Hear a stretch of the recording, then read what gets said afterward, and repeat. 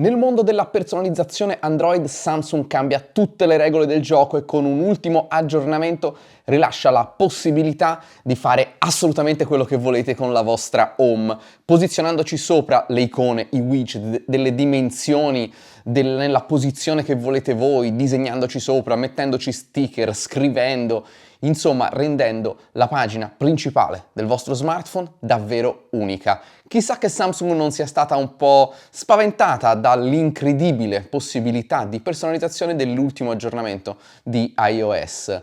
Ma adesso non perdiamoci in altre chiacchiere e scopriamo quali sono tutte le novità di questo aggiornamento e come fare per attivarlo.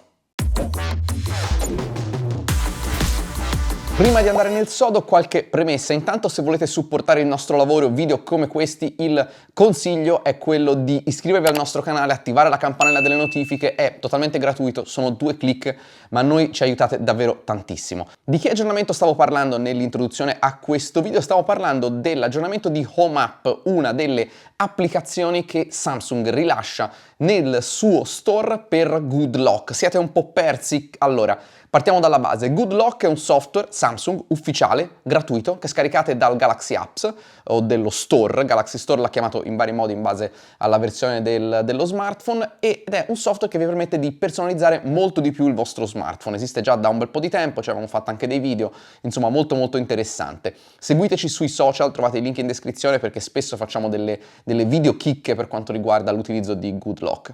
Good Lock funziona a blocchi e uno di questi blocchi, che alla fine non sono altro che altre applicazioni, si chiama Home App. Home App, anche questa è un'applicazione che c'era già, ma con l'ultima versione guadagna una modalità nuova che si chiama Do It Yourself Home, che è quello che vi stavo mostrando, quindi la possibilità di personalizzare la vostra home esattamente come volete.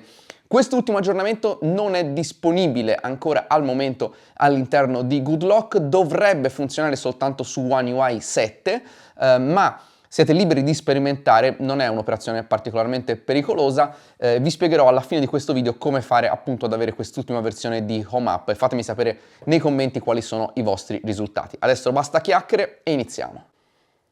Eccoci qua quindi a guardare la nostra realizzazione qui sullo schermo. Allora, questa è come l'ho organizzata io. Come si attiva? Si tiene premuto in un punto vuoto della home, sempre che ne abbiate lasciato uno, e poi si va in impostazioni, si scorre fino in fondo, altre impostazioni e parte Home App. Alla fine video vi spiego come averlo. Qui ci sono tutti dei vari moduli. Good Lock è fatto così, è un'app con dentro delle app, con dentro dei moduli. Questi sono tutti i moduli. Io ho abilitato in questo momento solo Backup and Restore, che mi permette di salvare backup delle schermate che presento, che realizzo, e poi Home Screen, che è quello che serve a noi, ma ce ne sono degli altri. Vi do qualche input interessante. Per esempio, Gesture Settings vi permette di andare a modificare come devono essere le animazioni del vostro sistema. Ci sono vari preset, potete decidere voi se le volete super lente o super veloci, oppure ancora addirittura un advanced tuning dove decidete ogni aspetto delle animazioni, diventate voi l'ingegnere delle vostre animazioni. Questa è una delle cose più interessanti. Come interessante ovviamente il solito Task Changer, questo c'era già anche prima, era una delle cose che avevo già mostrato in un altro video. Questo non c'era invece, era Edge Panel, che vi permette fra le altre cose di andare ad aggiungere fino a 3 colonne di applicazioni nel pannello Edge. Ma torniamo alla nostra home screen. Quello che ci interessa è questo, Do It Yourself Home Screen, che come vedete è in beta, è una delle novità, dove abbiamo l'opzione di abilitare o disabilitare questo Do It Yourself Home Screen con un tasto reset se quello che avete fatto finora non vi piace. Usciamo da qui. Come si lavora su questa Do It Yourself Home Screen? Allora, andiamo su una home screen che non ho ancora modificato, su cui non ho ancora pasticciato. Tengo premuto, ma non vado su impostazioni, vado su questo bottone in alto, Do It Yourself Home. Eccoci qua, in realtà avevo già un po' pasticciato, non tutte le icone sono perfettamente allineate. Appaiono questi trattini, voi selezionate la vostra icona, la potete trascinare ovunque sulla vostra home, la potete ridimensionare fino a questa dimensione e la potete ruotare esattamente come volete. Ecco qua, potete quindi posizionare tutte le vostre icone esattamente come volete. per averle a disposizione come vi piacciono di più. Mentre sposto le applicazioni faccio vedere che potete anche sovrapporle e vedete che appaiono queste freccettine che vi permettono di scegliere se l'applicazione deve stare sopra o sotto l'altro livello, un po' come per esempio succede, avete presente, con PowerPoint. Qua sotto ci sono dei controlli che vi permettono per esempio di andare a resettare la dimensione dell'icona, a resettare l'inclinazione dell'icona e quando andate a metterle in giro potete poi scegliere, vi farò vedere, di allinearle fra di loro. Come? Selezionandone più di uno, premendo questo simbolino e scegliendo per esempio qui di allinearle in altezza oppure allinearle sul bordo sinistro, solo che adesso si sono ovviamente sovrapposte. Quindi potete sovrapporne anche di più e potete poi scegliere quale deve stare davanti e quale deve stare dietro. Sarà un po' più difficile cliccarlo, sì, potete immaginarlo. Tutto questo vale anche per i widget, molto interessante perché alcuni widget sono fatti veramente male, hanno delle dimensioni e delle proporzioni veramente a caso. Vi faccio vedere però qual è il vero plus, se vogliamo. Qua sotto possiamo aggiungere quello che vogliamo. Potete veramente fare le schifezze più schifose che abbiate mai realizzato. Aggiungo questo cappellino a questa icona, per esempio. Posso poi scegliere la trasparenza di questo elemento, se allinearlo con un altro elemento, se copiarlo, se spostarlo su e giù, l'avete già visto, oppure se eliminarlo. In questo caso questo pacchetto qui di sticker, di cappelli e occhiali l'ho aggiunto io andando su più, dove potete scaricare altri pacchetti di timbri, così li chiama Samsung. Se andiamo qui potete aggiungere delle cornici o degli sfondi, per esempio posso aggiungere questa cornice qui a questa cartella. Anche qui non è finito, se tappiamo qua possiamo decidere non solo la trasparenza ma anche il colore, quindi per esempio fare questa cornice verde ed eccola qua e potete aggiungerne altre. Cosa altro possiamo aggiungere?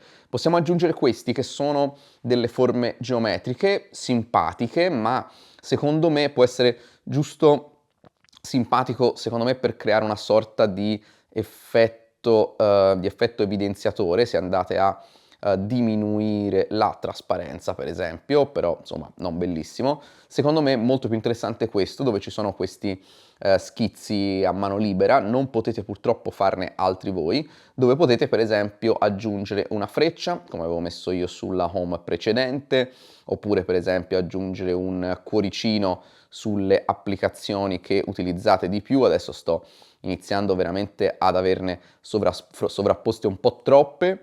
E poi ancora abbiamo questo per creare dei testi. Se premiamo qui sul più possiamo andare a scaricare altri font, qui ce ne sono 4.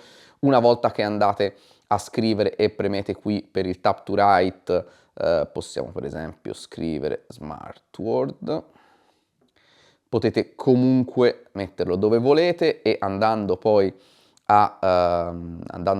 qui a selezionare potete cambiare il font, potete cambiare il grassetto se presente nel font, la dimensione del testo, ovviamente la scatolina del testo rimane la stessa, quindi eventualmente dovete ridimensionare la box del testo oppure cambiare il colore di questo testo. E poi ancora abbiamo qui dei bottoni con dei numeri e delle lettere di varie tipologie, oppure questi che sono dei pattern che sinceramente non li capisco, anche perché non possono essere ridimensionati in grandezza, cioè più di così non vanno, possono solo essere fatti un pochino più piccoli. Questi sinceramente proprio non li ho compresi. E poi qua giù in fondo, per finire, non potevano mancare le emoji. Non sono tutte, sono una selezione, però può essere simpatica in alcuni casi, alcune possono davvero arricchire, potete diciamo appendere per esempio come se fosse una bacheca le vostre icone. Insomma, c'è veramente tanto di cui sbizzarrirsi, qui potete andare ad aggiungere altro, potete veramente creare i vostri mostri e in tutto ciò vi faccio vedere che basta un tap indietro e adesso ecco qua che la vostra home è definitivamente in questo modo. Definitivamente finché non andate nelle impostazioni di reset che vi facevo vedere prima, oppure andando qui in Home App andare a spegnere tutto Home App, oppure anche soltanto il modulo della home screen o il modulo della do it yourself home screen. In quel caso vedete che torna tutto esattamente come era prima delle vostre modifiche e con un altro click potete ripristinare tutto a come era prima. Vi ho fatto vedere che ci sono comunque i backup, questo non è, eccolo qua, è riapparso tutto, ci sono i backup per salvare le vostre home personalizzate. Che ne pensate? Adesso vi faccio vedere come si attiva. Il trucco, tra virgolette, è molto semplice, dovete andare su APK Mirror, trovate questo link o nella descrizione a questo video o nell'articolo sul sito, e da qui scaricare l'ultima versione di Home App 16. Dovete scorrere qui ovunque senza perdervi, andiamo su Available Download, ecco qua l'APK che ci serve, poi continuiamo, evitiamo tutte le pubblicità, premiamo su Download APK e una volta che avrà scaricato il nostro file, vi basterà aprirlo per installarlo tramite l'installazione pacchetti ed è fatto. E questo era tutto per la personalizzazione do it yourself home di Samsung, grazie a Goodlock su One UI 7.